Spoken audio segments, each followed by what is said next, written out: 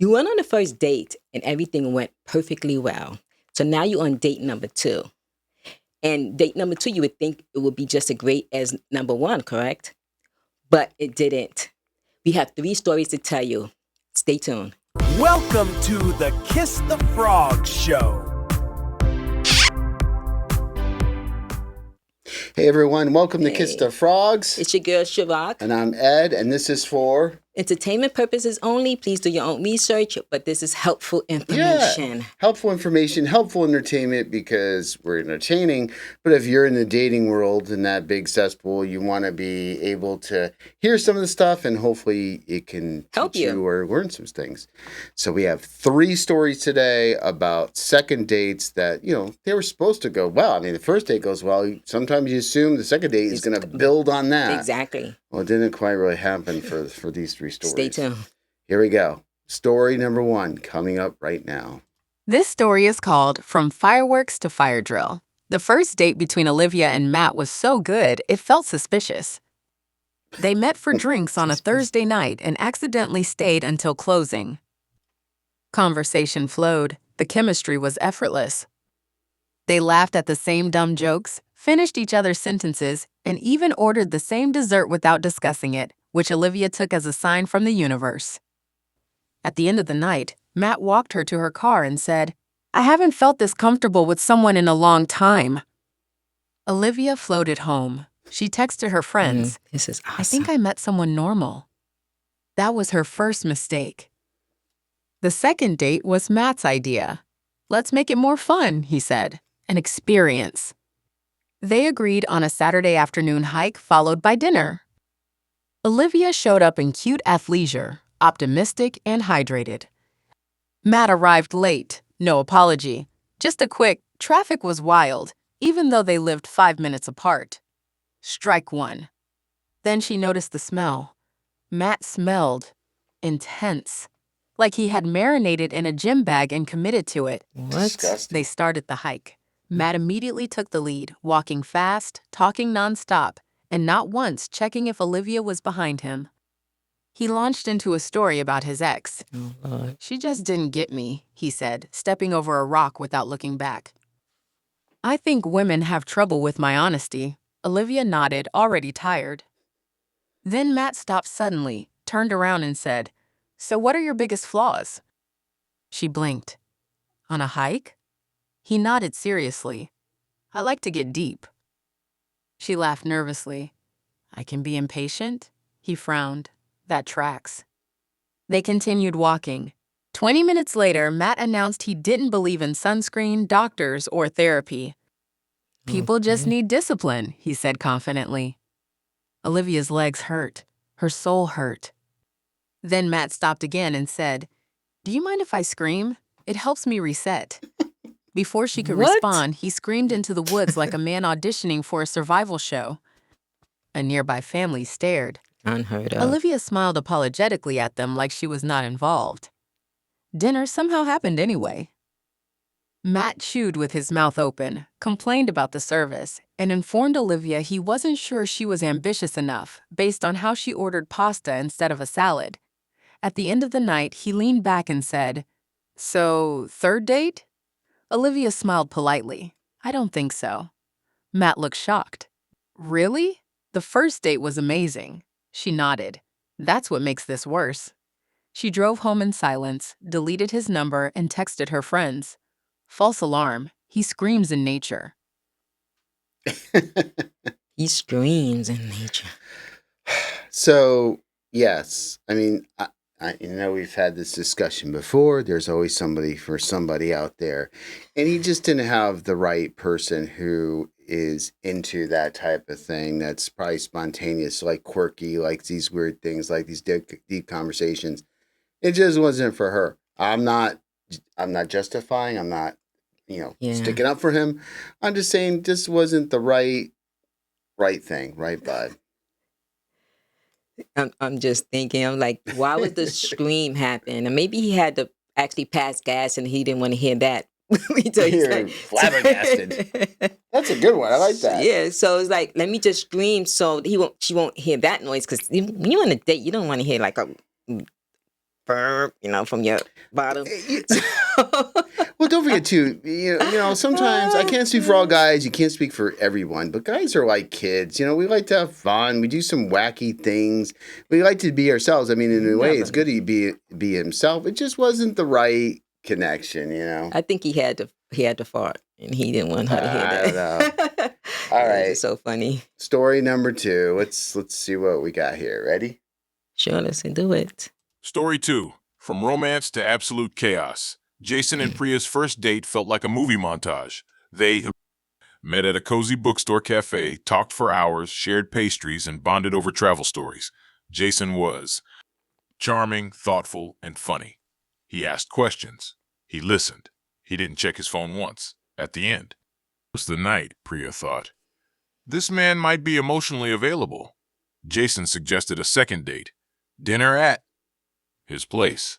I'll cook, he said. I'm really good. Priya hesitated but remembered the first date and said, yes. The second date started bad and somehow got worse. Jason opened the door wearing pajama pants and a stained t-shirt. Oh, Priya said gently. Okay. Casual. Yeah, he replied. I didn't feel like trying tonight. Inside, the apartment was chaotic. Laundry everywhere. Dishes stacked like a science experiment. A mysterious smell that suggested regret. Jason gestured toward the couch. Make yourself comfortable. She sat on a single clean cushion. I'm just going to finish cooking, he said. Cooking turned out to be frozen pizza. What? While it baked, Jason sat next to her and immediately started complaining about work, his roommates, his parents, and his haters. Then he said, so, I Googled you. Priya laughed nervously. Oh? Yeah, he said. Your LinkedIn is impressive. Makes me wonder if you'd judge my career. She blinked. I wasn't planning to. He nodded. Good, because I'm very sensitive. The pizza came out burned. Jason shrugged. Still edible. They ate in silence. Halfway through, his roommate walked out in boxers, nodded at Priya, and said, Yo, is this the girl you said might be the one? Priya froze. Jason turned red. Dude! The roommate shrugged. What? She seems nice. Then he grabbed a slice of pizza and left. Priya smiled weakly. Jason sighed.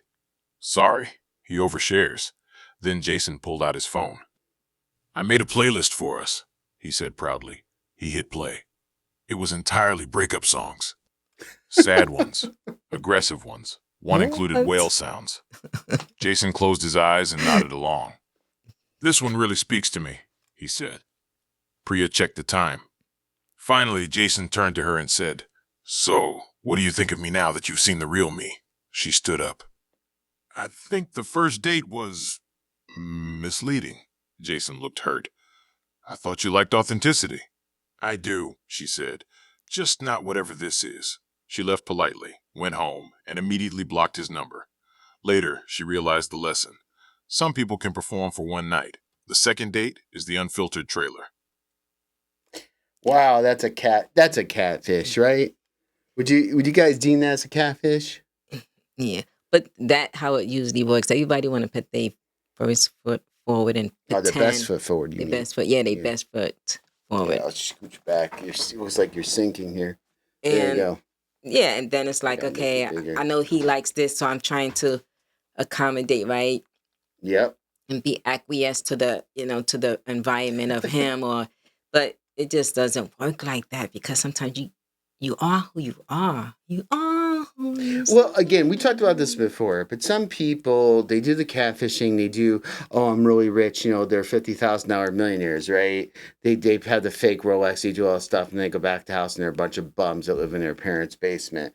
But here's the thing. Like, they just think, for some reason, these guys, I'll say guys, because I know it can happen in reversal, but not all guys, obviously. But some guys, they think, and gals, I've seen gals do this too. They think, they'll look beyond all that stuff on the second date because we connected so on the first date. They'll look beyond it. I think I mentioned to you a few times. Yeah, exactly. Because it's like, yeah. Yeah, for a guy, I'm sure it's different traits. For we've had situations where the person says they're athletic, they got a picture from like 5 years ago. You show up and they're they don't dress the same. They're definitely older than what they're even said. They're extremely overweight, or maybe they're skin. They're just not what they seem to be, and it's just like, just be yourself. Anyhow, Yeah, I agree with it's that. not good when you throw. I don't know, but some people just want to be this other character so bad, and we live in a world where it's dangerous, where people live in fantasy world. They don't accept reality. They don't accept facts about who we are as people and our sexuality and everything else. So it's like, if everybody's always in fantasy world, you can't expect people to come into your fantasy and say, "Oh, you're this awesome." Remember that one guy? I'm an entrepreneur. I do all this. I do all that. I have a great place. Oh, where you going? Well, I live with a roommate and I'm a In the bum. basement, It's yeah. like, in your mind, you think But you're this when you, character, yeah, but you're not. You know. exactly. But they gonna end up finding out. But like you said, they was like, okay, maybe they like me anyway. Like I can Yes. Yeah. bypass that.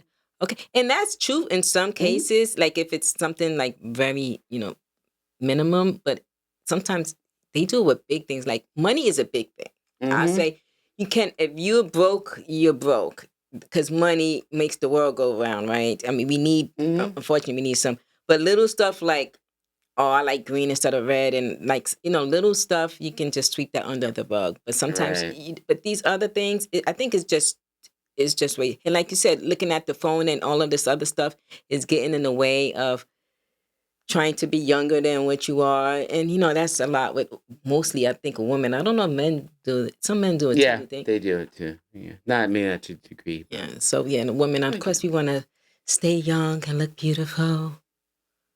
that would be like me. Like, I'm bald. That would be like me putting a picture of hair, and I don't want to go down the rabbit hole. All right, guys, you guys ready for story 3? I know you don't want to see us chatting away here, so let's hit it. Story number 3, From Candlelight to Chaos. The first date between Daniel and Brooke felt suspiciously perfect. The kind of perfect that makes you wonder if someone rehearsed it. They met at a quiet wine bar on a Wednesday night. Possible. Daniel arrived early, dressed sharp, smelling like he understood personal hygiene and emotional maturity. Brooke showed up smiling, funny, relaxed. They talked for 3 hours without checking their phones once, which in modern dating is basically a miracle event that should be documented. Exactly. They bonded over travel stories, embarrassing childhood moments, and mutual hatred of people who clap when planes land. Daniel listened attentively. Brooke laughed easily. They shared dessert, walked outside together, and he ended the night with a respectful hug and "I'd really like to see you again." That looks good. Brooke floated home. She texted her friends, he might be normal. That was her first mistake. Daniel suggested the second date, dinner and a movie at his place. Brooke arrived expecting similar energy, candles, conversation, competence. Daniel opened the door wearing gym shorts, mismatched socks, and what looked like the same shirt he might have painted a garage in. "Hey," he said casually, "come in. Ignore the mess." That sentence is never followed by something ignorable. The apartment looked like motivation had moved out weeks earlier. Laundry mountains, dishes stacked like modern art installations, a mysterious smell that hinted something had expired emotionally and physically. Brooke smiled politely and sat on the least alarming chair. Daniel wandered to the kitchen. "I figured I'd cook." Brooke felt hopeful again. He pulled out instant ramen. Not fancy ramen, What? not upgraded ramen. Dorm room Sounds like survival the other ramen. one. Sounds like the other He handed story. her a bowl Yeah. and said proudly, "Homemade." They sat down to eat while Daniel turned on the movie. Except he didn't watch it. He opened his laptop and started scrolling. "Work stuff," he muttered. Brooke watched alone for 20 minutes while Daniel occasionally laughed at emails. Then came phase 2. Without warning, Daniel launched into a deep rant about his ex, her personality, her What's up with these family, her ex? dog, her Spotify playlists. He showed Brooke screenshots, charts, a timeline. Brooke chewed noodles slowly, wondering if she was being recruited as a consultant. Eventually, the Wi-Fi cut out mid-rant. From the hallway came a loud knock. Daniel froze. "Oh, I forgot to mention something." That is never good. He opened the door to his roommate, who walked in carrying groceries and stopped dead when he saw Brooke. "Oh, wow," the roommate said. "Another one?" Silence filled the apartment. Another one. Daniel coughed. "Ignore him." The roommate shrugged. "Just saying, last week's date didn't even stay for ramen." Brooke set her bowl down. Daniel tried to recover. "So, dessert?" She stood up. "I think I'm good." He looked genuinely confused. "Really? The first date went so well." Brooke nodded. "That's what makes this feel like a sequel nobody asked for." She grabbed her coat, wished him well, and left. Later that night, Daniel texted, "Had fun tonight." Brooke stared at the message, doing what? then blocked him and told her friends. Turns out the first date was the trailer. The second date was the blooper reel. Have fun doing what? Very similar to the second, one, but different. You were on your So they don't laptop. tell you're on a roommate because they don't want to know you're. No, here I'm gonna go on a rant because you're a bum and don't have your own place. Then you can't even. You can't even like go to a Chinese restaurant or somewhere and fake and put in a pan and fake like, hey, hope you don't mind, I just made this. No, you bring up ramen. You're a bum there. Then you're on your freaking computer. What's that supposed to show that like you're so busy? So that shows you don't have time for her. And then on top of it all, what is up with people bring up exes? I think, and I'll let you talk. Sorry, Sharad. I think it's because they think that if they get another woman to say, yeah, that's right, she was awful, or she was it gives them validation. Say, okay, I got the right chick. She agrees with me. I know. You go on. This guy's a bum. And one thing I have to say, too, when you see roommates, I have to disagree about the bum thing because sometimes I know that there are men that has a house and, what the price is today. There might be 2 or 3 men owning a house, so they're not really bums. They just probably saving their money. But the fact is, they are owners of this house. Yes, you're absolutely right. Or saving money for college and stuff like that. So I really don't disagree with that one. I think he's a bum because he should have just said it from the beginning. He wanted to hide the fact that he had a roommate. Okay, that's highly suspicious. He should. Okay, so what? You're saving money. That you just say, hey, I just want I live with a roommate here. It's really it's kind of expensive. I'm not saying just say, hey, I live here with a roommate. But when you need to hide that, you're trying to be more than what you are.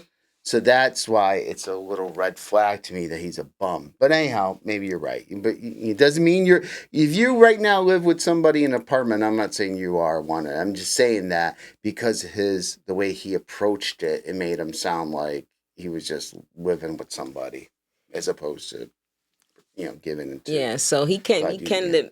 Yeah, if you live with someone, that's perfectly fine, but you probably still should be honest and say, you know what, there's someone here, that lives with me and stuff like that, but you're not really considered a bum unless we open up your bank account and you have $0 and then you just don't have any money.